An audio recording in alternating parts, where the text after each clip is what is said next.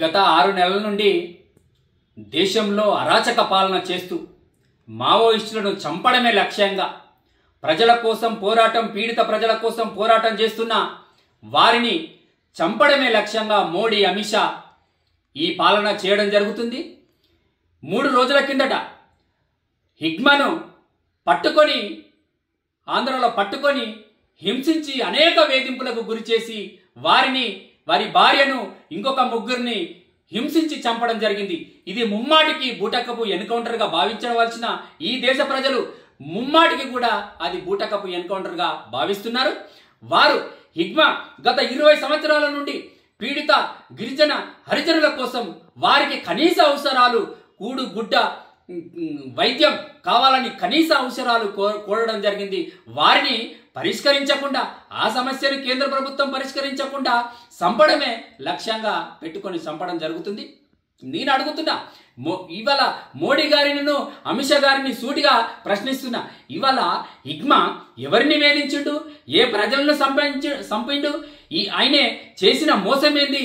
హిగ్మా చేసిన ఎక్కడన్నా బ్యాంకు దోపిడీ చేసిండా? ఎక్కడన్నా నేరం చేసిండా? ప్రజల కోసం, పీడిత ప్రజల కోసం పోరాటం చేసిన వారిని లొంగిపోవాల్సింది కోరడం జరగాలి. వారిని లొంగిపోకుండా చూడాలి. వారికి సంబంధించిన రక్షణకు సంబంధించిన 32 మందిని ఎవరిని కూడా వాళ్ళను అరెస్ట్ చేయడం జరిగింది. కానీ ఈ 5 మాత్రమే హిగ్మా ఆయనను మాత్రమే చంపడం జరిగింది. ఆయనే ఇవాళ ఒక గిరిజనుడు, ఒక గోండి జాతికి చెందిన వాడు కాబట్టి, ఒక కింది జాతికి చెందిన వాడు కాబట్టి ఇవాళ మోడీ, అమిత్ షా జీర్ణించుకోలేక దేశ ప్రజలు మొత్తం కూడా ఆయనను ఒక దేవునిగా పూజిస్తున్నారు కాబట్టి, పీడిత ప్రజలు పూజిస్తున్నారు కాబట్టి దాన్ని ఓర్చుకోలేకనే హిగ్మాను ఎన్కౌంటర్ చేయడం జరిగింది. ఇది ముమ్మాటికి ఇది హత్యగా భావించాలి.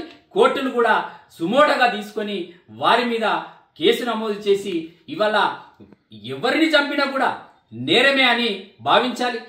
ఈరోజు మోడీ గారు గత 11 సంవత్సరాల కిందట ఎక్కడైతే ప్రభుత్వం ఫామ్ చేస్తే, మేము అధికారంలోకి వస్తే ఈ విజయ్ మాల్యా లాంటి, నీరజ్ మోడీ లాంటి, చందా కోచర్ లాంటి వారిని, రానా కపూర్ లాంటి దేశ నేరస్తులను, ఆర్థిక నేరస్తులను, దేశం పారిపోయిన వారిని మేము తీసుకొస్తా, వాళ్ళను అరెస్ట్ చేసి జైల్లో పెడతా అని దేశానికి ఎవరైతే ఆర్థిక నష్టం చేసిన వారిని అరెస్ట్ చేస్తా అని చెప్పిన నీవు ఇప్పటి వరకు కూడా ఎవరిని కూడా అరెస్ట్ చేయలేదు.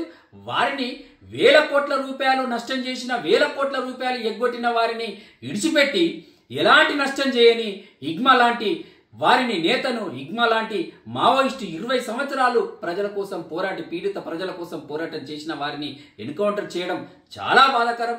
ఇది బీజేపీ ప్రభుత్వానికి తగదని సందర్భంగా అంటున్నా.